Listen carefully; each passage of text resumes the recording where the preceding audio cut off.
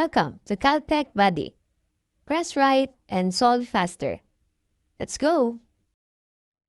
Calculator Techniques for Clock Problems, Part 1.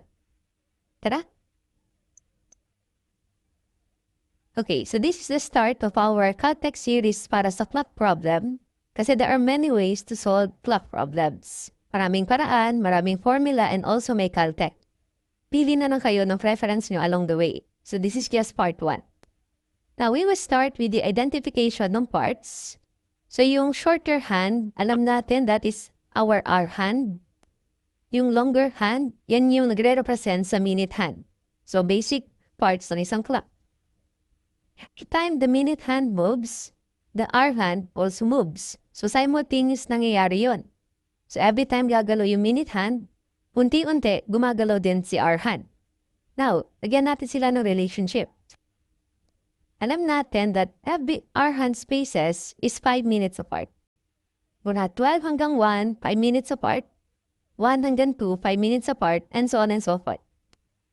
And also, alam natin ang 1 hour is 60 minutes. So, ang isang oras is composed of 60 minutes. With that, pwede na tayong kumuha ng relationship between the minute hand and the hour hand. So, ang ratio nila is always 5/60. Pag sinimplify niya 5/60, so that will become 1/12. So, that's a fixed relationship between the minute hand and the hour hand. So, yung minute hand, 12, yung hour hand, 1. So, kung gagawin ko itong x, itong hour hand natin, mas maliit siya parati ng 12 units, so magiging x/12 naman siya. So, yun yung kanilang relationship. So, every time gumagalaw yung minute hand ng x minutes, gumagalaw naman si hour hand ng x/12 minutes. So, again, yun yung basis of analysis pag magsasolve ng clock problem. I-summarize natin.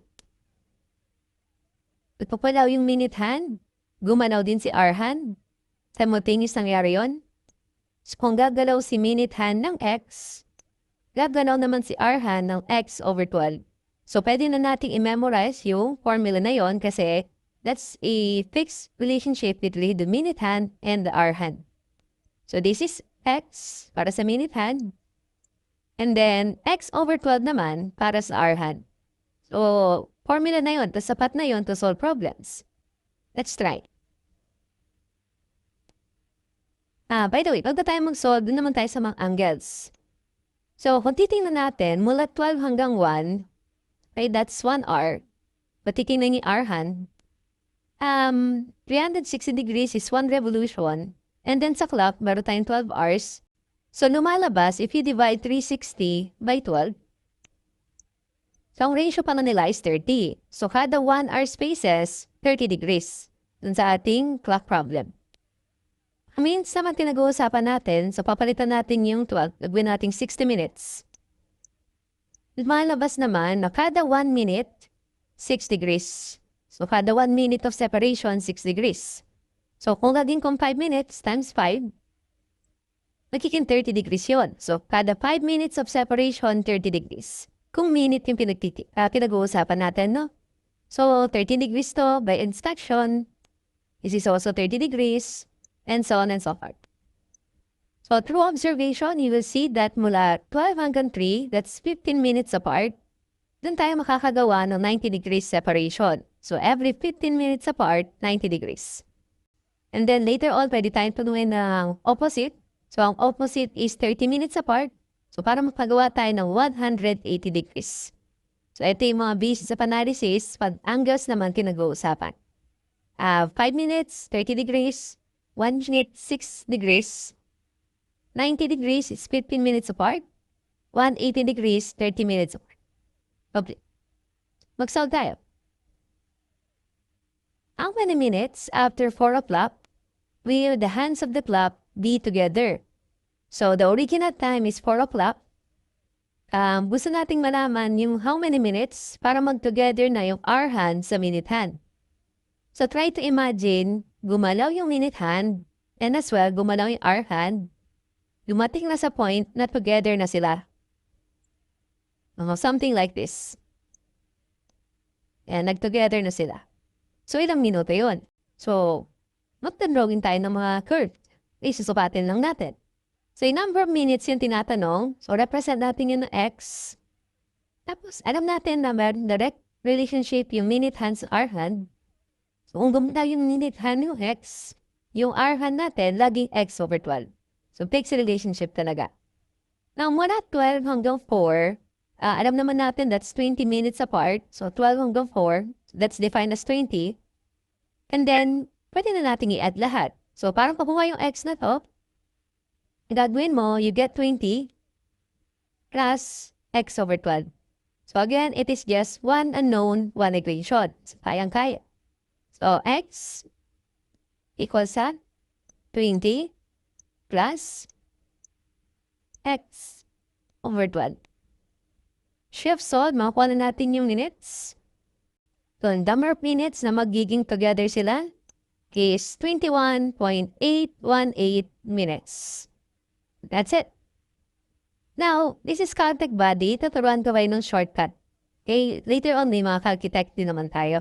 Pero, kapag ang tanong, together, or kaya, opposite, or kaya right angle, may mas madaling paraan. So, this is the manual solution. So, tutunan natin yung shortcut. Shortcut natin, tinatawag na BCM, or the broken clock method. So, this is just part 1. So, marami tayong solution dito. Pero magsimula tayo sa BCM. Ang BCM, ganito lang yung formula. 60 over 11 multiply sa H prime. Yung H prime, depende sa question. So, tatlo yung scenario na masusolve ni BCM. Together, opposite, or kaya right angle. Kapag together, yung H prime is the original R. So, kaya sinabing broken clock method, kasi ina-assume natin na yung R hand, hindi gaganaw. So, kahit gumalaw yung minute hand, nakapix siya sa 4. So, kahit tinawag ng broken clock method. So, kapag together, yung H prime, yung original R, nalagyan mo ng 4. So, 60 over 11 times 4. Automatically, yan ay number of minutes na together sila. So, you notice, syempre, mas madali yung shortcut gamit yung BCM method. Okay, now, summarize natin yung BCM method kasi pinakita ko lang kung paano siya gamitin sa together. So, in summary, ganito. So, if you want to use the BCM method, ang requirement niyan, kailangan given yung H of clock time. So, yung H, the original time, yun yung reference. So, formula is very simple. 60 over 11 times H prime. Ginagamit ang BCM method para makapagsagot ng together, opposite, at perpendicular. So, you need to draw the clock para maintindihan yung H prime. So, again, pag together, yung H prime, yung original time, or original R, so in this case 4, pag opposite, literal na opposite ng original R. So, in the clock problem, if the reference time is 4, ang opposite 10. So, yung gagamitin yung H prime para makakuha ng minutes opposite. Kapag perpendicular naman, ginanggit ko kanina, that's 90 degrees is 15 minutes apart. So, magbibilang ka ng 15 minutes before and after no original time. So, dalawang beses kasi yung perpendicular eh. First time, kang second time. So, pag first time, di na tayo 15 minutes pabalik. 5, 10, 15. So, matatapat sa 1. So, yan yung H prime para sa first time. Pag second time maging perpendicular, 15 minutes ulit. 5, 10, 15. So, matatapat sa 7. So, yan naman yung H prime para sa second time. Ganun kasimple ang BCM method. 60 over 11 times H prime. So, yung H prime, depende kung together, opposite, or perpendicular. So, sagutan natin. Yung problem kanina, pero this time, lahat isolve natin. So, the original time is 4 o'clock. How many minutes para mag-together sila? Again, 60 over 11 times H prime. So, together, original R, 4. So, 60 over 11 times 4. Ito yung problem kanina, no? So, 21.818 minutes, together na sila. Kung tatanungin mo ng opposite, ang opposite ng 4 is 10. 60 over 11, multiply sa 10. So, this is the time na opposite sila, number of minutes. 54.545 minutes. And then, tatanungin tayo na right angle, dalawang scenario ang right angle, first time and second time. The first time, ginawa tayo 15 minutes pabalik, 5, 10, 15. So 1 times 60 over 11. So this is the first time, mag-right angle sila, 5.455. And then para sa second time, 5, 10, 15. So 60 over 11 times 7. So napaka-useful ng BCM method. Okay, basta ang tinatanong is together, opposite, or right angle. This is the best solution parate sa tanong na yan.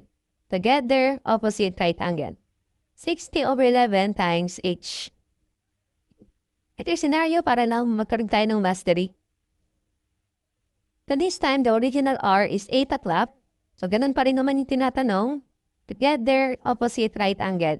So gumagana parate yung 60 over 11 sa scenario na yan. So let's start in the together. So the together, yung h is the original R, which is 8. Palitan ka ng tunog 8. And this is the time na together sila. So that's 43.63. And then opposite. So the original R is 8. Ang opposite niya is 2. So 60 over 11 times 2. Okay, so that should be 10.91 minutes. Opposite sila. And then sa right angle first time, so pabalik muna tayo, 5, 10, 15, so 5.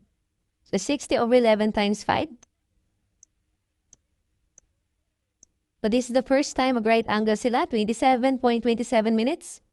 And then for our second time, gina tayo 15 minutes from 8. So 5, 10, 15, so that's 11. 60 over 11 times 11. And then makikita nyo, 60 minutes. So tama lang na 60 minutes. Kasi kung original time is 8 o'clock, after 60 minutes or 1 hour, magiging 9 o'clock siya. Ang 9 o'clock, perpendicular or right angle. So tama lang na yung second time, magkakaroon ng right angle. Again, maximize our shortcut. Basta ang tanong, together, opposite at right angle. Basta yan yung tanong, best solution dyan, 60 over 11. I'm hoping may natutunan tayo today. Again, this is your Caltech buddy. Calculator techniques for clock problems, part 2. Tara! Okay, as a recap, sa part 1, nireview natin yung basic parts ng clock. So, yung maiksing hand, that is called the hour hand. And yung mahabang hand, that is called the minute hand. And then, nagkaroon tayo ng relationship between the minute hand and the hour hand. So, alam natin na every hour hand spaces is 5 minutes apart and 1 hour is 60 minutes. If you get that ratio, that's 1 over 12. So, yung relationship nila 1 over 12. So, meaning to say, if yung minute hand is x, yung hour hand mas maligit parate ng 12 units, x over 12. So, minute hand x, hour hand x over 12. So, ginagamit yan pag manual solution. So, tinuro natin yung manual solution sa part 1. Ngayon, punta tayo sa part 2. Now, bago tayo pumunta sa part 2, ito yung shortcut natin sa part 1. This is what we call the BCM method, the broken clock method. So, kailangan dito, alam natin yung reference hour natin given sa problem.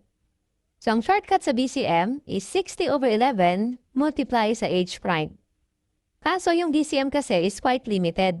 Masosolve niya lang is together, opposite, tsaka perpendicular. Yun lang yung kayang sagutan ng 60 over 11 na ito.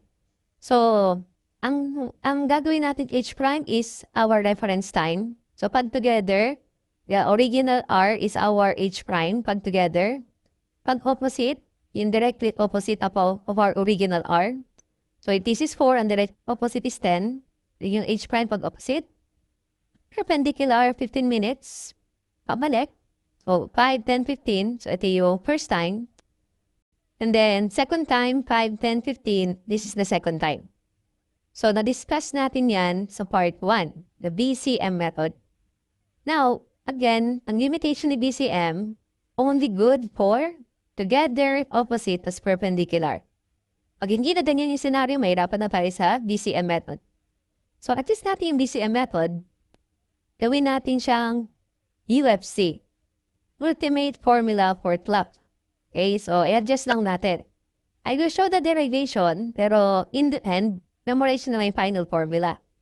So yung h prime na to, pwede yung palitan ng h plus or minus x. So yung x na yan, yun yung pinapalitan natin depende sa situation. So naging ganito yung formula ko. And then, yung 60, pwede natin i-break down yan sa 2 times 30, so still 60 yun. Yung 30, distribute natin sa h, taka sa plus minus x.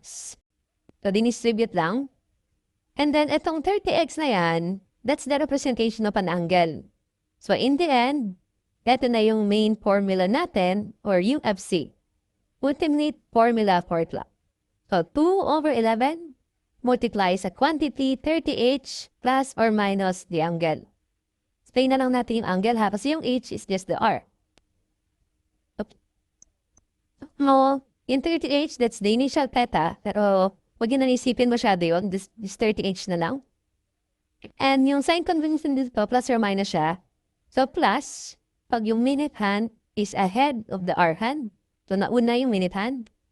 Minus naman, kapag yung minute hand is behind the hour hand. So, ano lalagay nating theta pag together? So, pag together, wala silang separation sa angle. 0. Dapat opposite, 180 degrees apart. So, 180, plus or minus, depende sa location. Pag right angle, 90 minutes apart. So, pag first time, pabalikin mo ng 90, so negative 90. Pag second time, positive 90. So, mabilis lang siya gamitin. Okay, 2 over 11. Quantity, 30h, plus or minus yung angle. Okay, bigyan ko kayo ng visualization sa angle para naintindihan talaga. So, if the denominator is like this, the minute hand is ahead of the hour hand and yung positive the angle. At pag showing ganito, in color red, the minute hand is behind the hour hand and naman yung negative. At pag red, madali naman niya i-trial and error kung kakalimutan nyo. Okay, sample example 10. How many minutes after 4 o'clock will the hands of the clock be together, opposite, tsaka right angle? So, pwede yan sagutan gamit yung 60 over 11 natin.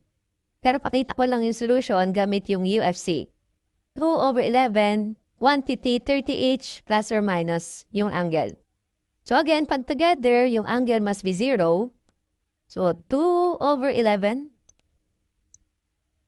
30 times the h. Yung h is the original r, 4.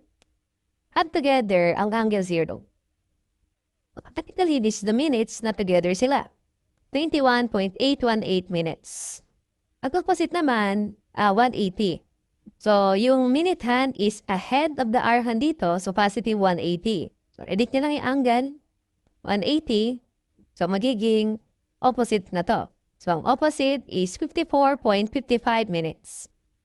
Regarding naman sa right angle, positive negative 90. So, yung first time is negative 90. O, edit lang. Mabilis na mag-solve. Negative 90. So, this is the first time right angle sila. 5.45 minutes. And sa second time, positive 90 naman. So, second time right angle sila, 38.181 minutes. Okay, so both UFC and DCM method, nagagamit yan to solve together, opposite, tsaka right angle. Okay, yung UFC nga lang, mas flexible siya kasi kahit hindi right angle, kahit hindi together, kahit hindi opposite, masosolve ng UFC method natin. 2 over 11 times 30h plus or minus theta. Let's have another example para mas ma-appreciate. In that call, hindi siya makasosolve ng 60 over 11 basta-basta. Kasi yung angle dito, 120 degrees. Pero okay lang kasi kabisado natin yung UFC. 2 over 11, quantity 30h plus or minus the angle. So, ano daw yung time between 8 and 9 na yung angle nila magiging 120 degrees. So, gaganaw yung minute hand, darating yung point na bago 120 degrees separation yung hour hand tsaka minute hand after 8 o'clock. So, yung hour hand dito, yung minute hand is behind the hour hand. So, since behind tayo, negative 120. Over 11, yung original R is 8. And then, yung minute hand is behind the hour hand, so minus. So, minus 120. Okay, makuha mo na yung minutes para magkaroon ng 120 degrees separation. So, answer is 21.818. Kung gagawin ko siyang mixed fraction, pwede naman shift FD. Okay, so para maging mixed fraction, shift FD. So, 21, 9/11. Tinatanong kasi yung time, exact time kasi pinag-uusapan, after 8 o'clock. So, ang exact time dyan is 8:21, 9/11. Kasi yung 21, 9/11, number of minutes para mag 120 degrees. Tinatanong time, exact time, after 8 yon. So, this is the final answer.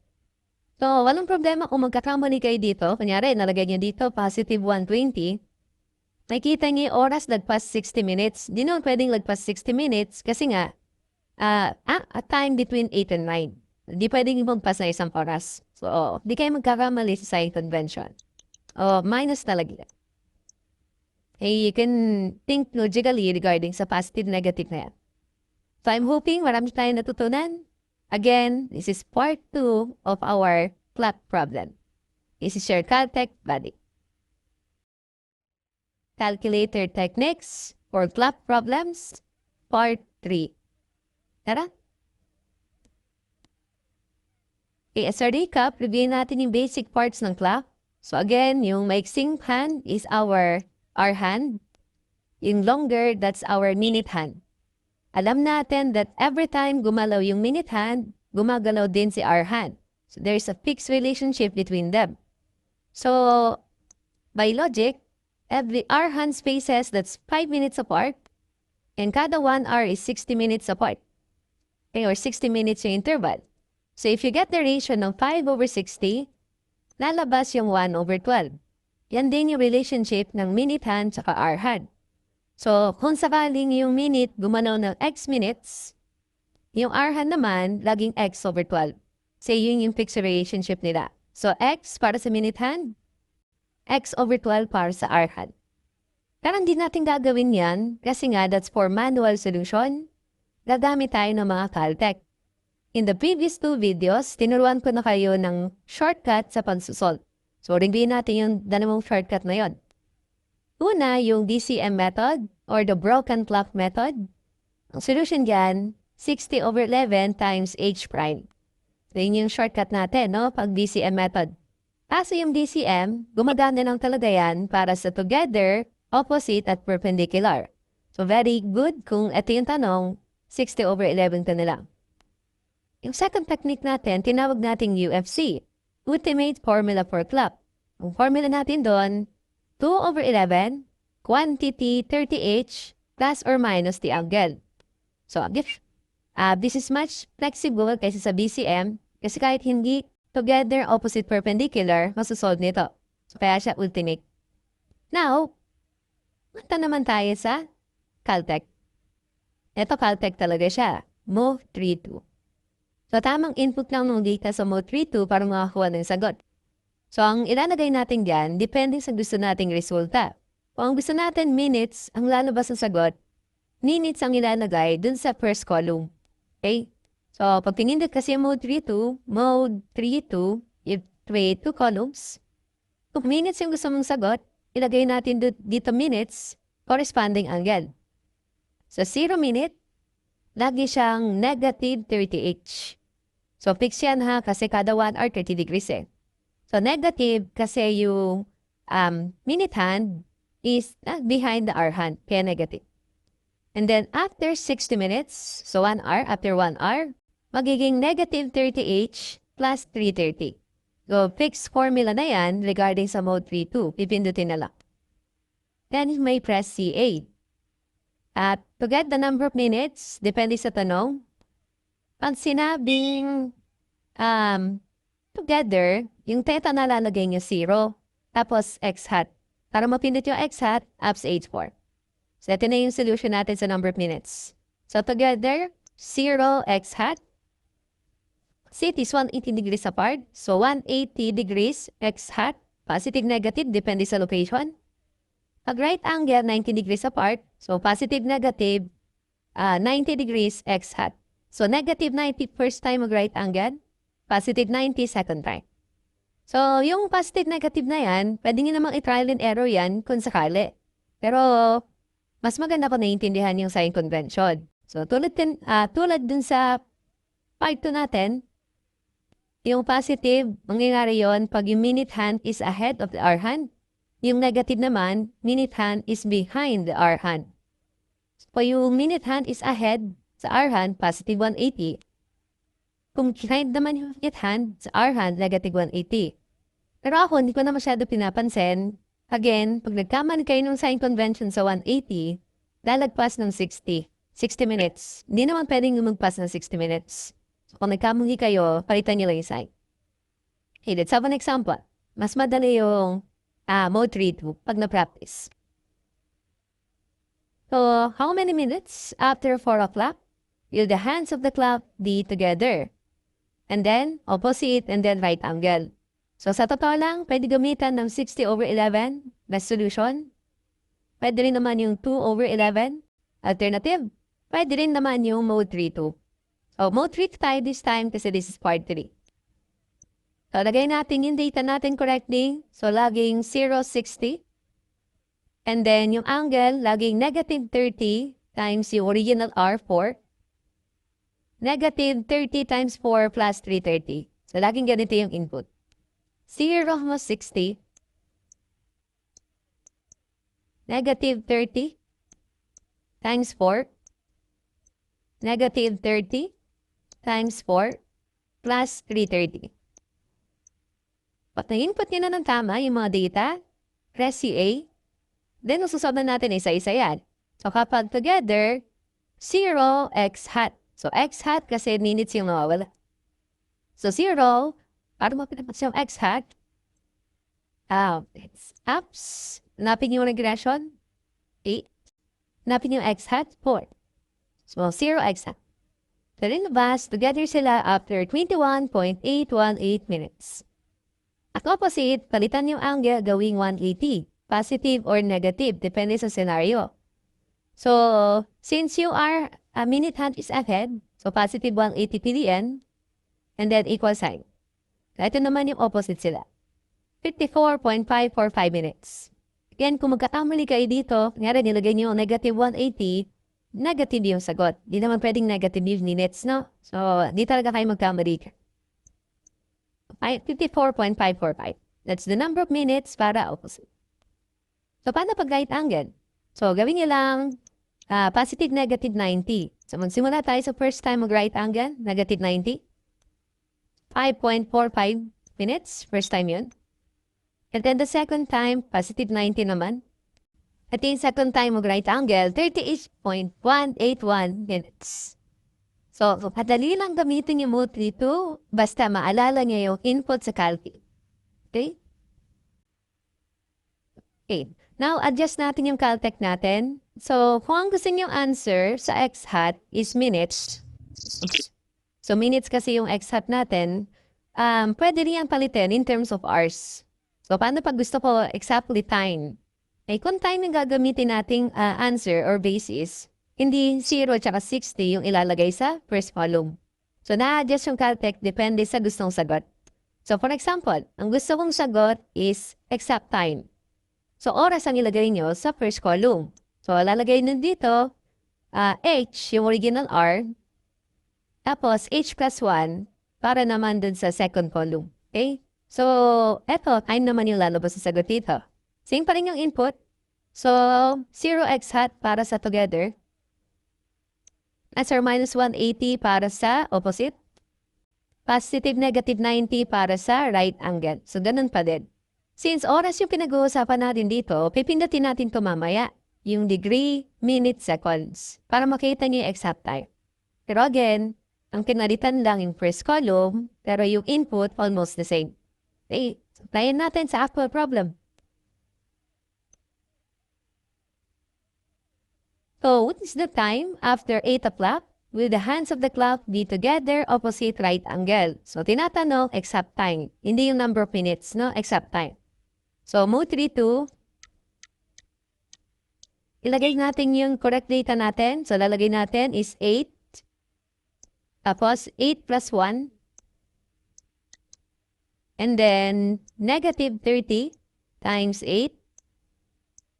Negative 30 times 8 plus 330. So, lagi naman ganun yung default input.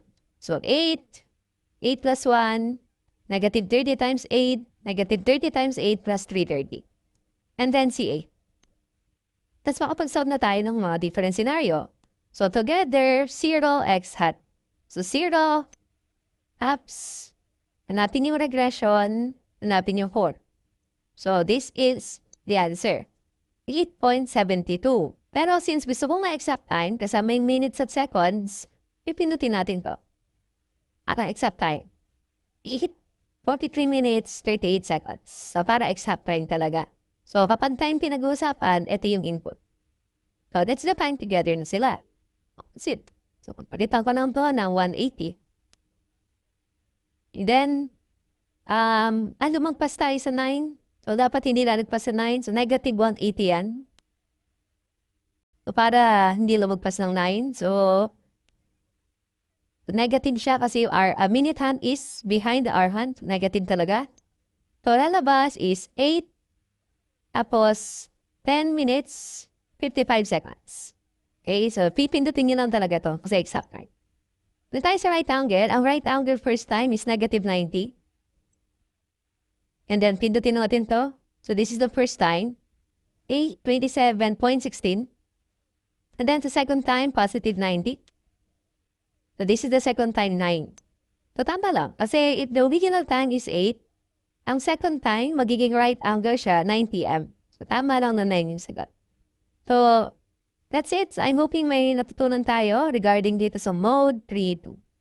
Now, bigyan pa natin ng extra item siguro para mas makita natin yung flexibility ng mode 3-2. How about this scenario? Time ulit pinag-uusapan, tapos 45 degrees apart. Okay, so mode 3-2. So since time pinag-uusapan, lagay natin dito 2, tapos 2 plus 1, negative 30 times 2, negative 30 times 2 plus 330. Kasi time yung hinahanap. 2 plus 1, negative 30 times 2, negative 30 times 2 plus 330. Okay, after my input, 45 degrees. The longest mangyari kasi 45 degrees, first time and second time. Ang first time, negative 45, x hat. So, negative 45 degrees. So, time pinag-uusapan, x hat, apps, 4, equal sign. And then, para exact time tayo, pindutin natin to para sa time. So, ang time na magiging 45 degrees apart sila, first time, is 202.43. Para second time, positive 45 naman gamitin nyo. This is the second time magkaroon ng 45 degrees separation. And then, para exact time, pindutin natin to. So, the second time magkaroon ng 45 degrees should be 219.05. So, ang daling gamitin ng mode 3-2. Example. How many minutes after 8 o'clock will the angle will be 120 degrees apart? So, 120 degrees ito, tapos minutes. So, 0.60 ang gagamitin natin kasi minutes tinatanong. So, 0, 60, negative 30 times 8, original R is 8, negative 30 times 8 plus 330. So, ano lang, different variation na lang ginagawa natin. So, mode 3-2, 0, 60, kasi minutes yung tinatanong, kaya naka 60 yung reference. Negative 30 times 8. Negative 30 times 8 plus 330. Okay, then CA, 120 degrees pinag-uusapan. So, yung minute hand is behind the hour hand, kaya negative 120 yung ilalagay. So, negative 120 x hat. Negative 120 x hat. So, apps 8-4. So, this is the number of minutes para magkaroon ng 120 degrees separation. So, 21.818 minutes. So, again, kung gusto nyo mixed fraction, shift, tapos FD. Para magiging mixed fraction. 21, 9/11. So, shift, tapos FD. This time, baliktad. Find the distance in degrees between the minute hand and the hour hand kung ang time is 12:06:22. Okay. So, exact time binigay, 12:06:22. So, yung 12, sa orasan natin, pwede niyo palitan ng 0 yon. Kasi overlapping yan sa 0 eh. So, 0. Tapos yung 0.22, gawin nating minuto. So, kung gagawin yung minuto yung 0.22, kasi seconds yan, 22/60. So, dapat kasi tama yung input. Tapos, mo-3 tayo, as usual. Mo-3. Gamitin natin yung minutes approach. 0. And then negative 30 times 0. 0 to. 60 minutes. Negative 30 times 0. So, reference time is 12 o'clock. And 12 o'clock is 0. Plus 3:30. So, 0:60. Negative 30 times 0.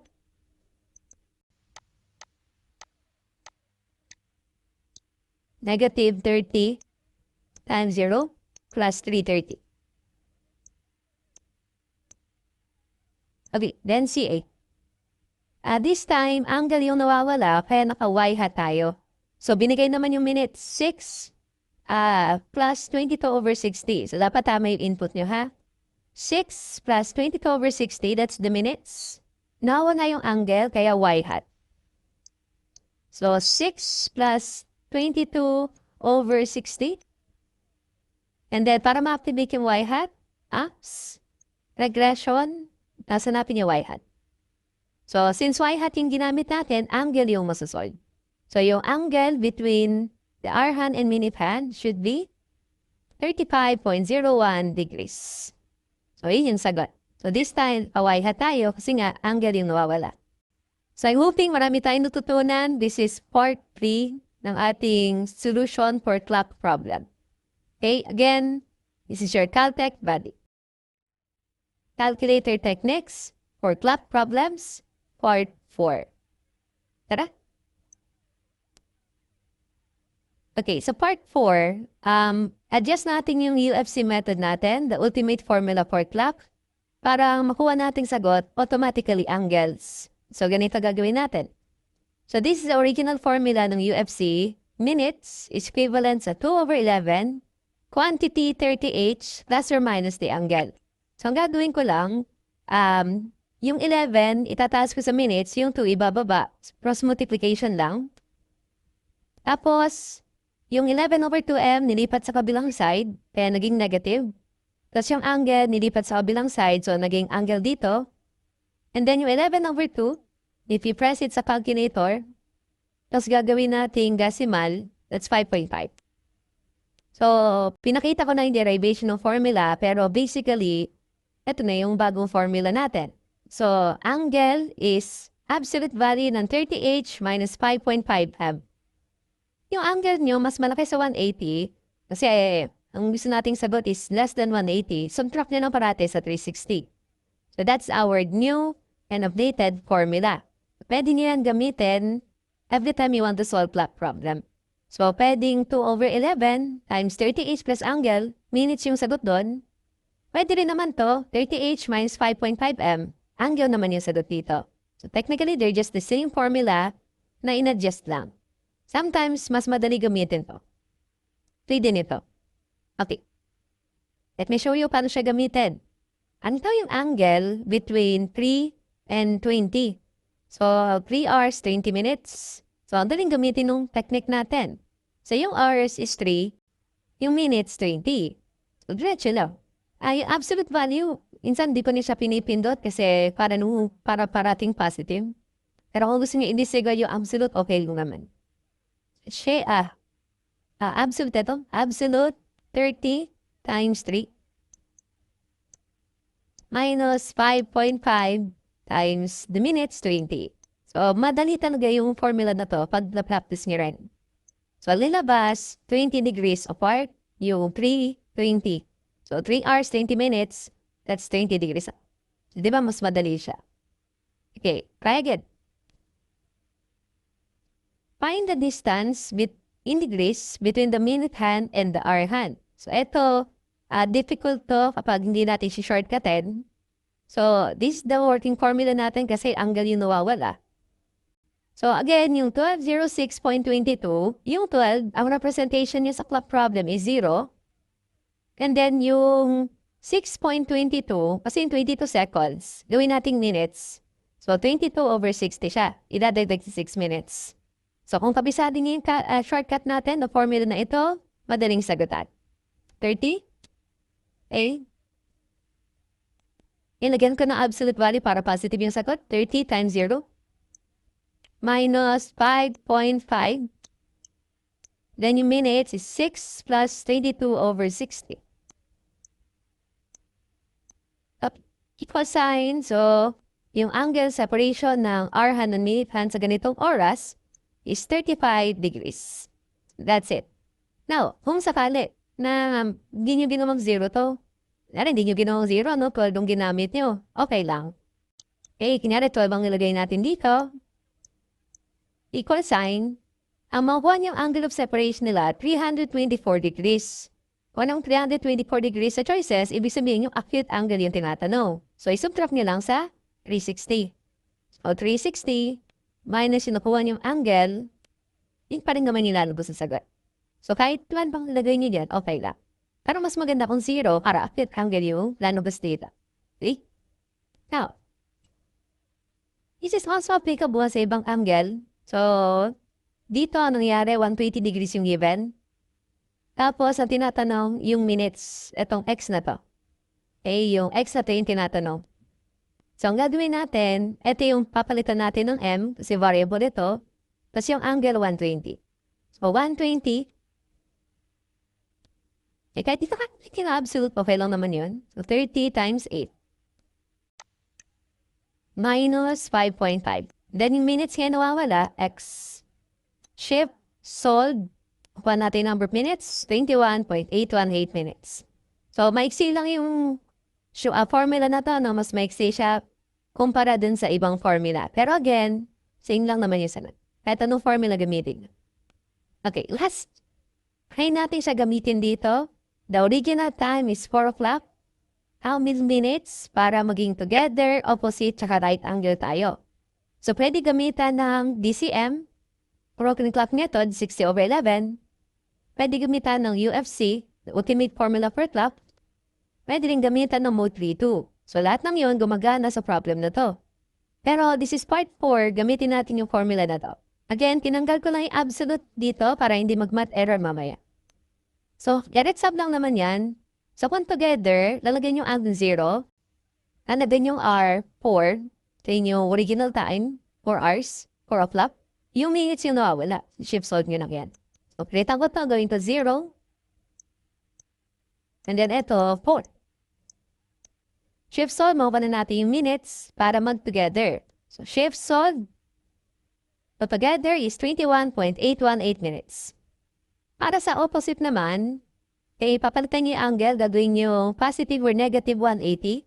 So, ang answer is negative 180 dapat. Shift solve. Shift solve. Nakakuha nyo is 54.545 minutes. Okay? Kung sakaling positive nilagay nyo dito, kunyari, nagka-trial and error kayo, shift solve. Dito negative 10. Wala naman tayong negative minutes. So, adjust yun lang yung side. Pag ganyan. So, negative 180 talaga. Ang opposite. Hindi scenario. Ayan. Sa right angle, positive negative 90. So, magsimula tayo sa negative 90 para first time mag-right angle. Shift solve. So, 38.818. Sorry. Yung 38.818, that's second time na to. Ang first time natin, positive 90. 5.454. Okay? So, mapapansin nyo naman, syempre, mas maliit na numero first time. Mas malaki second time. So, trial and error nyo lang yung positive, negative 90. So, depende nga yan sa location ng minute hand tsaka hour hand. So, can hope na may bago tayong natutunan sa clock problem. Again, this is now part 4 ng ating clock series. This is your contact, Lani. Special case for clock problems, part 5. So, ito na yung last series natin sa clock problems. Tara, sagutan natin. Okay, recap muna tayo ng mga Caltech natin for clock problems. So, summarize natin yung part 1 hanggang part 4. So, ito yung mga natutunan natin. Number 1 is the BCM method or the broken clock method. Formula, 60/11 times h prime. So, this is very good. Kung ang sasolve natin is together, opposite, saka perpendicular. This is the best way on those conditions. Then, meron din tayong tinatawag na UFC, the ultimate formula for clock.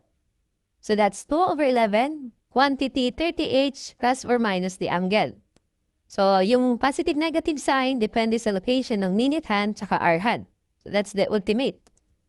And then, meron din tayong Caltech na mode 3-2. And meron din tayong derived formula para sa angle na 30h minus 5.5 m. So, 4 na technique na naturo natin sa part 1 hanggang part 4. Now, may mga cases na hindi natin magamit yung mga technique na yan kasi very specific yung tinatanong. Okay, pero don't worry, this is Caltech Body. Tuturuan po yun ng shortcut. Kasi may mga clock problem na difficult talaga kung manual solution. So, kung ima-manual solution, nasusolve yun, pero very difficult. So, ano gagawin natin? We will memorize the shortcut para mas madali. May nakita kayong clock problem na ahead, behind clock problems. Ito yung gamitin nating shortcut. 60/11 h minus time over 2. So, this is quite difficult talaga, pero using this shortcut, dumadali yan.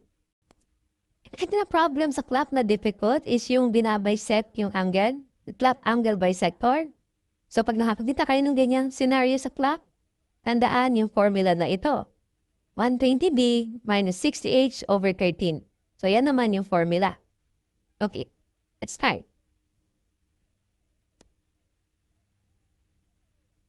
The time is past 3 o'clock. In 20 minutes, the minute hand will be as much ahead of the hour hand as it is behind it. What time is it? So, this is quite difficult sa manual solution, pero using our shortcut, kayang-kaya. So, past 3 o'clock tayo. So, this is our working formula. So, past 3 o'clock. So, yung age natin is the original time, 3 o'clock. And then, the time na magiging behind it is 20 minutes. So, yun ilalagay natin dito. And then, just press your calculator to get the answer. So, 60/11, past 3 o'clock tayo. So, times 3. Minus 20 minutes para maging behind it siya. So, minus 20 minutes over. So, very simple siya bigla because of our shortcut. So, lalabas 6.36 minutes. Yung lalagpas sa 3 o'clock. So, ang tinatanong kasi yung exact time. So, 6.36 minutes after 3 o'clock. So, ang exact time dyan, 3:06.36. So, reference time pa rin yung 3 o'clock. So, yung nakuha nating sagot is the number of minutes para mag-behind it siya. So, yun yung shortcut natin. So, this is very difficult problem. Only time between 2 and 3 o'clock with the angle between the hands of the clock be dissected. The line connecting the center of the clock and the 3 o'clock mark. So, ibabisect daw natin siya sa 3 o'clock mark. So, we use the shortcut. So, dito natin gagawin yung manual kasi again, very difficult yan. So, this is our shortcut, 120b minus 60h over 30. So, pipindutin na lang yan. So, magbabisect tayo sa 3 o'clock mark, kaya yung b is 3. Original reference time is 2. Say between 2 and 3 o'clock. So, reference time yung 2 hours. So, 2. And then, pipindutin lang sa calculator para makuha yung number of minutes para mabisect. So, this is 120 times 3 minus 60 times 2 all over 30. Okay, so, equal sign lalabas is 8.46 minutes para mabisect. After 2 o'clock, kasi nga reference time is 2 o'clock. So, pag kinanong ka na exact time, 2:18.46. Kasi reference time 2, number of minutes para mabisect, 18.46. So, this is the exact time. Okay, Lance? Have you simple question? What is the difference in time between 10:35:20 a.m. and 16:15:45 p.m. Now, mag-ingat lang tayo kasi hindi natin pwedeng isubtract agad kasi magkaiba pa sila ng time. Yung isa AM, yung isa PM. So, pagparehasin muna natin sila. So, gawin natin, convert natin sa 24 hours format. So, kung 24 hours format, yung AM, ito siya, 10:35:20. Eto, kung natin kung 24 hours format, plus 12 tayo sa R kasi 24 hours format. So, magiging 18. 15:45. Now, pag parehas na sila ng format, subtraction na lang talaga gamit si CalQ. So, para ma-distinguish niyo yung hours sa minutes sa seconds, pipindutin natin yung T-top, no? Para ma-distinguish. So, 18 hours, 15 minutes, 45 seconds. So, ganyan yung pindot sa CalQ, ha? Minus, yung pangalawang time, 10 hours, 35 minutes, 20 seconds. Subtraction lang talaga siya, literal, kasi difference in time, kailangan lang same format. Kasi equal sign, makukuha na natin yung difference in time. 7 degrees, 40 minutes, 25 seconds. Ibig sabihin, 7 hours, 40 minutes, 25 seconds. So these are the special case for the clock problem. Pag na-encounter natin sa exam, I'm hoping masagutan pa rin natin. Okay, sana marami tayong natutunan in our Caltech series para sa clock problem. There are many ways to solve clock problems. Pili na lang kayo ng preference nyo. Okay? Marami namang ways to solve it. Pinakita lahat. Again, this is your Caltech buddy. Okay, thank you. If you have any questions or clarifications on anything we discussed, feel free to leave a comment and we'll be happy to respond. To God be the glory. This is your Caltech buddy. Math made easy with shortcuts, tips, and calculator techniques. Bye!